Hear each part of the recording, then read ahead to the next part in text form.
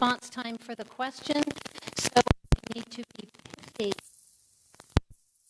to respond any way you like. If you want to go completely off subject and use your 1 minute that way, that's up to you. It's your minute. We will be in a rotating order, starting with Mr. Kiley first, and then Mr. Juba will be first for the next question. So no one is ever being asked the question first all the time. There will be a 3-minute conclusion for each candidate, and they may sum up in any way they issue that they thought they didn't get a chance to do during the presentation. This group, I know you are polite, but you are politically savvy, you're well informed, and you are passionate about issues that deal with Northern California. So candidates, we want tonight to hear specifics, not platitudes. We want action plans, not opinions. So, you may take your seats.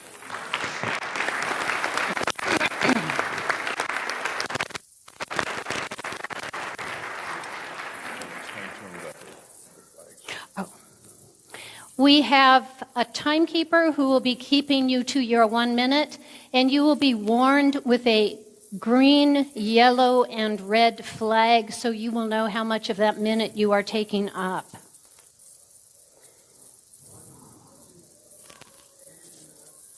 Two-minute introductions. So, Mr. Kiley, your 2 minutes is beginning.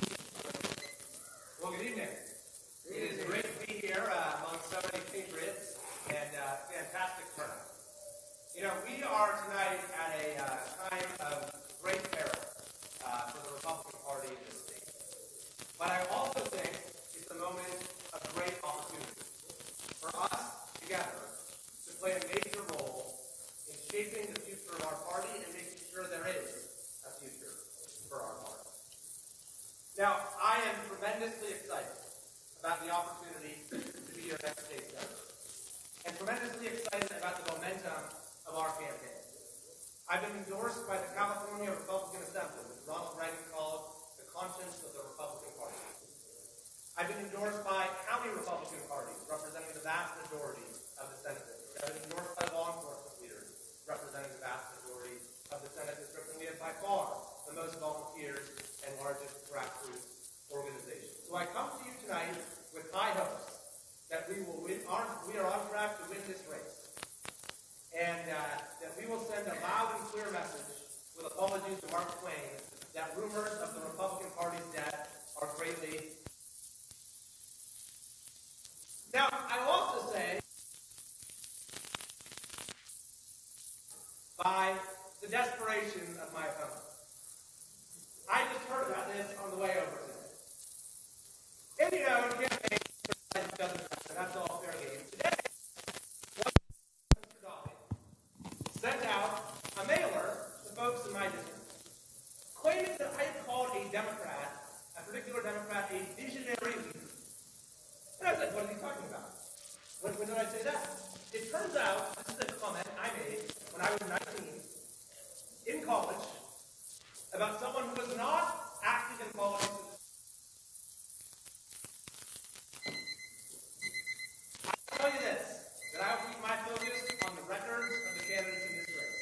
And I look forward to the debate as to who will best represent the North State in the state senate. Thanks very much.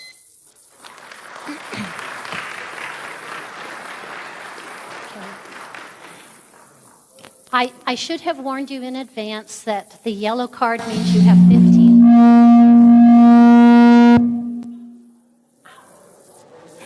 Now that we are all deafened for life, the yellow card means 15 seconds left on your time.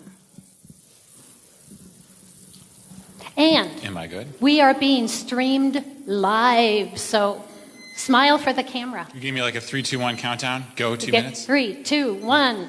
Theodore. My name is Theodore Juba. Thank you all so much for coming tonight. This is fantastic, and thank you everybody for putting this wonderful event on. I'm running for California State Senate to end illegal immigration in California.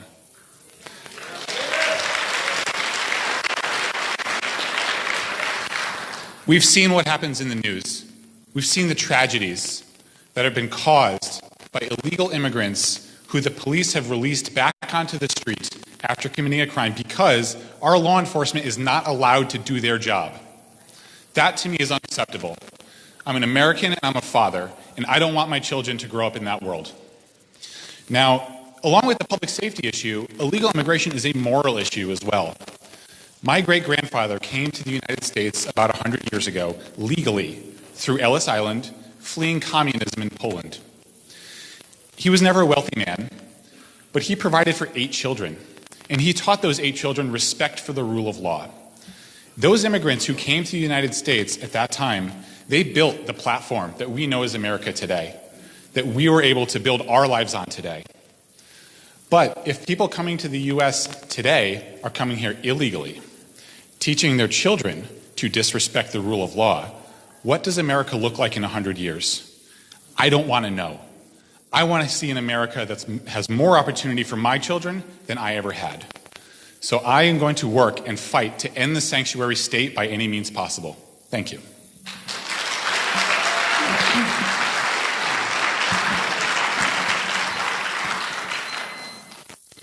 Hello, my name is Rex Heim, and I'm from Loomis, California. Most of you don't know me, so I want to take a moment to say a little bit about myself. Born and raised in Northern California, went to school at Davis. While I was there, I happened to come to the attention of a man named Ronald Reagan, and he offered me a job to work in his administration when he was governor. It was a great thrill of my life. The other kind of experiences I had, I'm the only veteran in the race. I served both in the Army Reserve and in the California National Guard. Retired as a major. I'm going to goof all that up now by telling you it was military police. You guys are going to boo. But I happen to think that a veteran brings to this race and brings to the legislature something we don't have. I'm also someone who has spent the last 30 plus years fighting for private property rights and fighting taxes. Over and over again, fighting against the changes that people want to do to Proposition 13. And there's a big threat on the ballot in 2020 that wants to split the role and begin the first step to dismantling the protections we have. I also am currently on the State Fair Board, Cal Expo. I'm the longest serving member. Excuse me. I've been appointed by 4 different governors. Was the president of the Northern California Leukemia Lymphoma Society, because I believe we need to be working in our areas to show our commitment to our communities as well, and have the great pleasure of serving as a regent of the University of California. It would be my honor to go to Sacramento to do one thing and one thing only: stir the pot. This place is a mess and needs to be stirred up. We don't have representation. We need to fight for that. And I want to be that person. I want to be your representative, a full-time stirrer on your behalf. Thank you.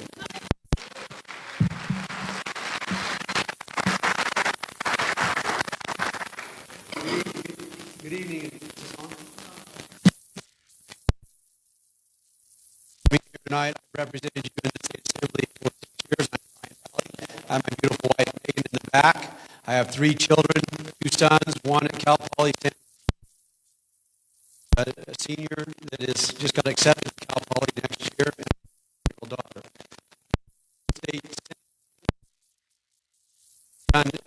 I've had 110 legislators to our district over the last 6 years. I passed legislation to the relations of the State Assembly to save our power plant, right? Plants right here in Shasta County, one deliberator. I was able to put language in to get a 5-year save the mill in Bernie. I've also worked across party lines to help get broadband for the area. I've helped save the rural hospital up in MacArthur, where they're building a emergency room there and adding to the hospital. I'm running for this seat to go to the Senate to educate those senators on our district and the challenges that we're faced with, and then I'll be able to pass legislation. A lot of my legislation gets hung up in the Senate. I get them out of the Assembly.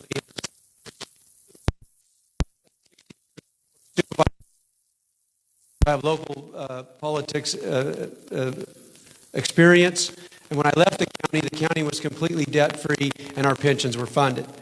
Also, I'm worried about the future of what our country looks like if we continue to let illegal aliens come into the state. In 20 years, what's it going to look like for my daughter and my sons? My grandfather homesteaded here in California. Megan and I meet a payroll every 2 weeks for our constituents, and the cost of living is driving up from the crazy legislators in Sacramento. I work in the community organizers. There are 2 of us in the state assembly that do a payroll every 2 weeks that I'm aware of, and they just don't understand what it is to put food on the table for our families. I would love to vote and continue to represent you in the state Senate. Thank you.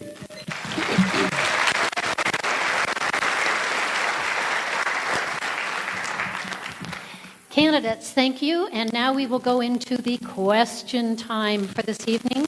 The questions have come from people in the audience who have submitted them. They have come from people who put them on our Facebook pages. So they come from a variety of sources. So, Mr. Juba, good. You're right there ready to begin. Let us start by addressing the elephant in the room. How can you be an effective legislator in our one-party?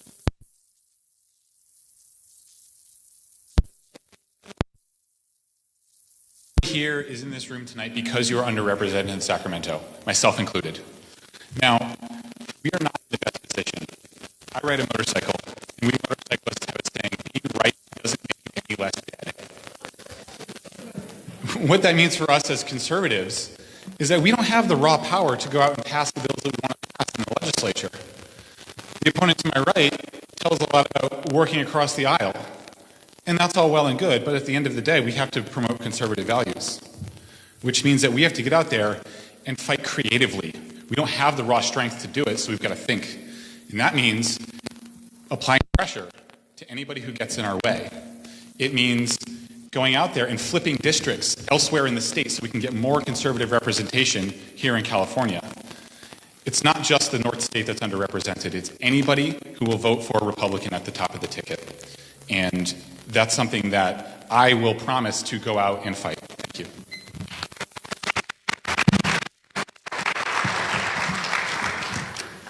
Well, I want to answer the question a little differently. Those of you who are in the military understand what D-Day was all about and what Normandy led to happen. I happen to view the Senate District 1 as our Normandy. We are a great district. We have 10 counties of Trump, 10 counties voted yes on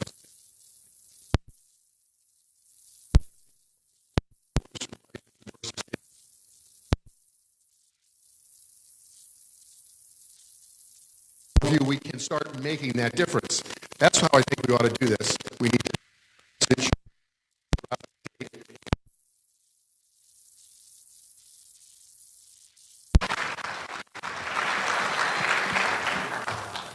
I'm going to continue to do what I've been already doing. I've been legislating, educating other members about the issues of the North State, number one. Number two, I've spent $1 million, $160,000 helping other Republicans try to get elected in this state over the last 6 years. Some been successful, some not. I've also worked with organizing faith-based communities to let them understand what's happening to their rights as Christians in this state and the rights we're losing there. And so that's how I've been doing it. I'm going to continue to do what I've been doing, educating. This is a very strong Republican district, but we have to broaden out from here to the rest of the state and bring those swing districts that we have available back into the Republican Party.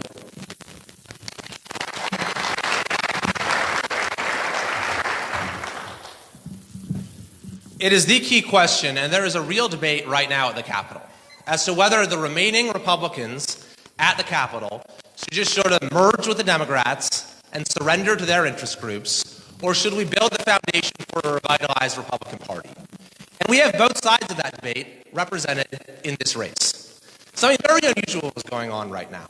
The dominant interest group that runs the Democratic Party in Sacramento is the big unions. And in this race, they have decided to put an unbelievable amount of money into supporting Brian Dahley's campaign. And we know that the unions only spend like that when they know from past experience that it's someone that they can control. What they also know is that I am the last person that they can control. Because I have a record in my tenure in the Assembly, I was first elected in 2016, of fighting the Democrats and winning. When they illegally hired Eric Holder to be the special counsel for the legislature, I challenged it as unconstitutional, and the Assembly severed the contract. When Kevin De Leon proposed the sanctuary state bill, I argued it was unconstitutional, and now the Trump administration has adopted those same arguments and is challenging them in court. When state bureaucrats tried to pose a tax on our text messages, I proposed a bill to stop them, and the state backs down. What we need is Sacramento is Time's representatives up. who will fight. Thank you very much.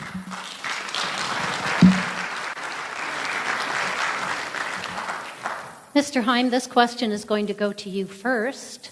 Water, water everywhere, but we can only use 55 gallons a day. What are you going to do to stop the state from interfering with the use of our water, not only household, but also agriculture?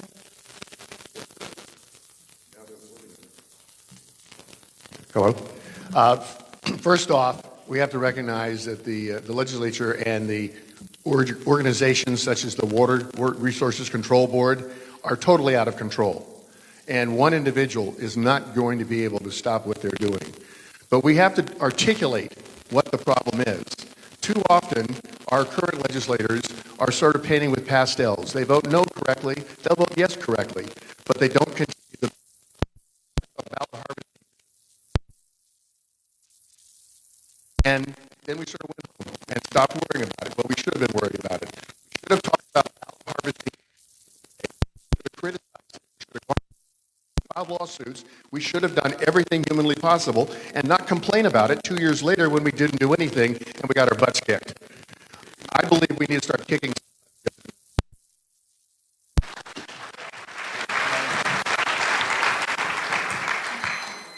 I support water storage. Number one. Number two, we need to thin our forests to help take care of our water source. But I want to respond to what one of my opponents talked about, me being backed by special interests. I am being backed by the realtors, the Farm Bureau, the cattlemen.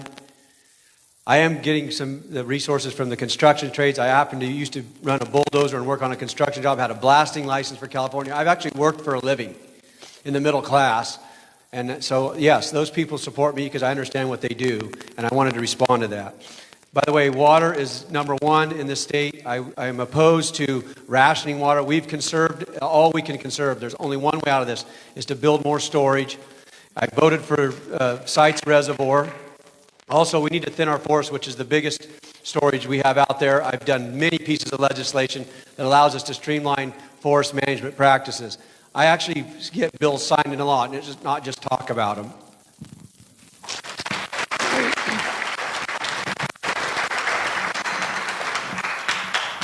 Just to be clear, it is the big unions that run the Democratic Party, and it is extremely rare for them to take sides and get involved in a Republican race. But on the question of water, we have moved in this state toward a command and control system, where we have centralized power in Sacramento under the State Water Resources Control Board.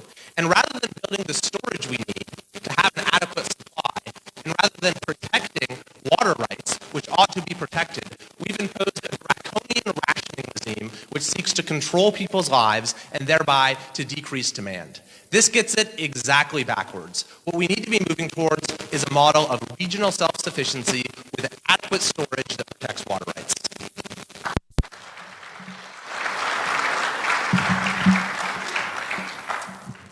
Simply put, we need a more liquid market for water. Water in California needs to be exposed to free market forces to be able to flow freely. And I'm not just being cheeky. There's so many disincentives, economic disincentives that make us use water in the silliest ways. Growing rice during a drought year when you could just as easily sell your water right downstream and make more money. Things like this. This has got to change. The way water works in California makes zero sense to anybody who's ever been in business. Now, I will take a moment to point out that Kevin Kiley, when he ran for assembly 2 years ago, he told us all that desalination was a good idea. That is not desalination is one of the single most environmentally destructive ways of creating usable water, and it costs about $1,000 an acre foot. Anybody who's been in ag will tell you that's nuts. So be careful what you hear from this guy when it comes.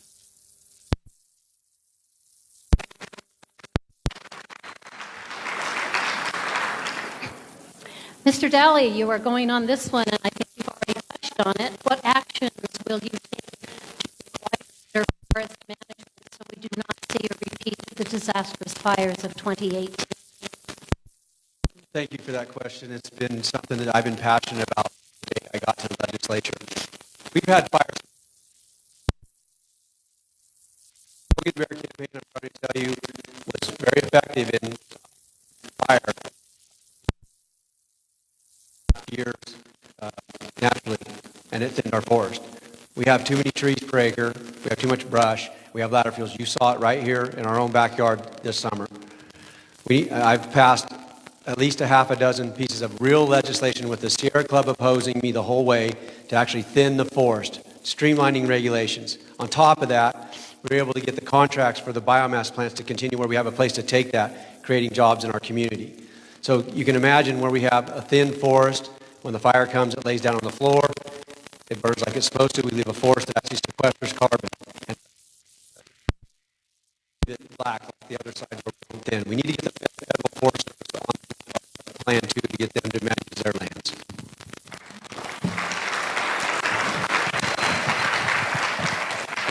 Okay, I guess there's no built-in rebuttal, so I'll respond quickly to the desal point, which is actually in places like Israel, desalination is working very well.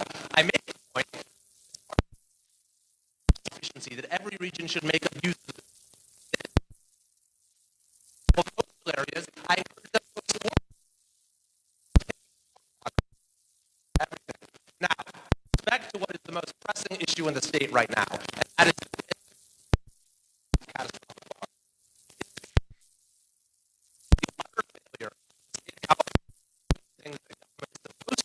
Like managing our forests, but instead throwing in obstacles like regulatory barriers which serve to actually prevent management.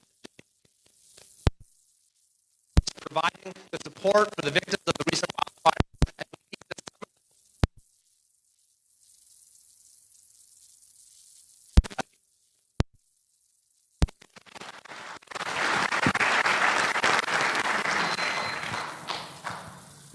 Look, California has tried the Sierra Club's way of moderating our forests, and it doesn't work. We've seen that firsthand. The word conservation has been taken so far out of context from what it originally meant. Conservation to me means creating the most benefit for the most number of people for the longest time. But today we have laws like CEQA on the books, which to me, when I hear CEQA, I see permit the least amount of work at the highest expense at the longest delay. Now, to me, we have to fight our fires when they come close to our communities, obviously. But when we do that, we have to get in there and thin the forest ourselves. That's the deal. And the environmental regulation, the stranglehold that the environment has on our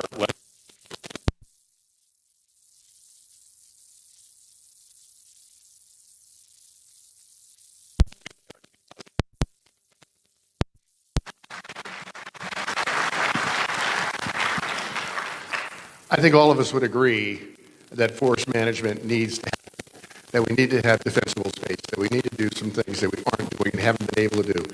But I think we have to look at two other things, too. One of them is we need to go back and make sure the federal government starts taking care of their lands. It's not just on our shoulders. The other I would assume 90% high fire danger area. We need to make sure that these insurance companies fire insurance for us, or want to charge us $4,000 or $5,000 more a year to do it. We need to address that insurance issue, and we need to do that.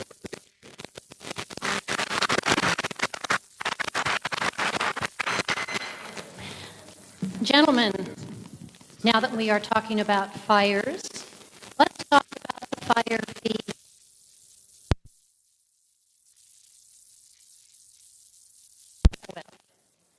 It was suspended, it's coming back. What are you going to do to win against the state for those of us who are tired of paying $150 a year for no service?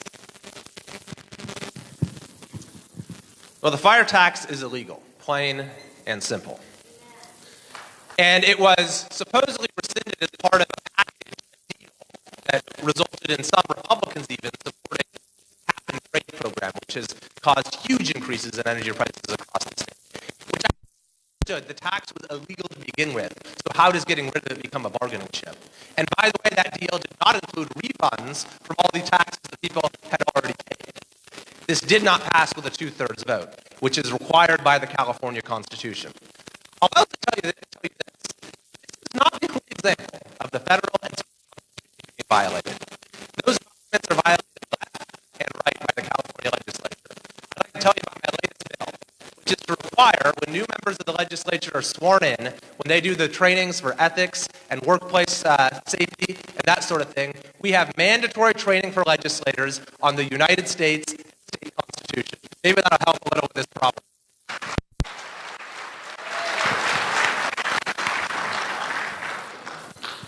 This is just another case of the liberals in Sacramento passing more laws.